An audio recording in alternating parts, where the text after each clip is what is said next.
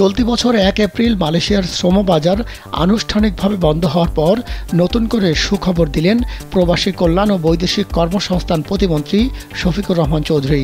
তিনি বলেছেন, নিয়ম মেনে ৩১ মের মধ্যে নির্ধারিত কোটায় সকল কর্মী পাঠানো হবে। এজন্য জোর চেষ্টা চলছে। প্রতিমন্ত্রী জানান, মালয়েশিয়ার সরকারের সাথে যোগাযোগ অব্যাহত আছে। ৩১ মের মধ্যে সব কর্মী পাঠানোকে চ্যালেঞ্জ হিসেবে নেওয়া হয়েছে বলেও জানান তিনি। বৈদেশিক কর্মসংস্থানে বাংলাদেশের চতুর্থ বৃহত্তম শ্রম বাজার ধরা হয় মালয়েশিয়াকে।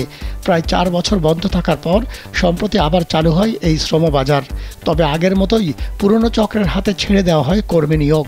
ফলে দেশটিতে গিয়ে লাখো বাংলাদেশি কর্মী প্রতারিত হন।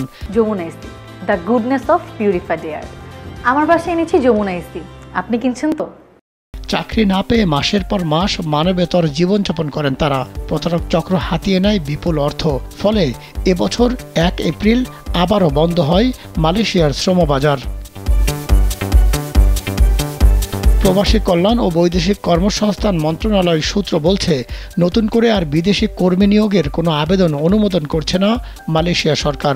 যারা ইতিমধ্যে অনুমোদন নিয়েছেন তাদের কর্মীদের ৩১ মার্চের মধ্যে ভিসার জন্য আবেদন জমা দিতে হয়েছে। এরপর আর কর্মীদের ভিসার আবেদন নেবে না দেশটি। যারা ইতিমধ্যে ভিসা নিয়েছেন বা নেবেন তাদের মালয়েশিয়া প্রবেশের শেষ সময় আগামী ৩১ মে। তবে সরকারের প্রবাসী কল্যাণ ও বৈদেশিক কর্মসংস্থান প্রতিমন্ত্রী শফিকুর রহমান চৌধুরী বলছেন, মালয়েশিয়ার সঙ্গে সুসম্পর্ক আছে। কর্মী পাঠানোয় কোনো ব্যাঘাত ঘটবে না। তিনি বলেন, ধীরে ধীরে সব সমস্যার সমাধান করা হবে।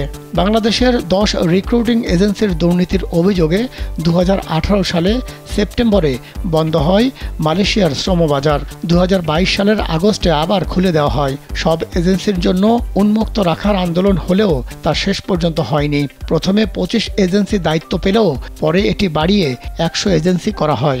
বলা যায়, ঘুরে ফিরে সেই একই চক্র নিয়ন্ত্রণ করছে বাজারটি। চলমান সংকটের মাঝেও আশার কথা শুনিয়েছেন প্রবাসী কল্যাণ ও বৈদেশিক কর্মসংস্থান প্রতিমন্ত্রী শফিকুর রহমান চৌধুরী। বলেছেন, চলতি মাসেই মালয়েশিয়ায় কর্মী পাঠাতে কাজ করছে সরকার। ৩১ মের মধ্যে মালয়েশিয়ায় কোটা অনুযায়ী সকল কর্মী পাঠাতে হবে। সেই অনুযায়ী কাজ চলছে।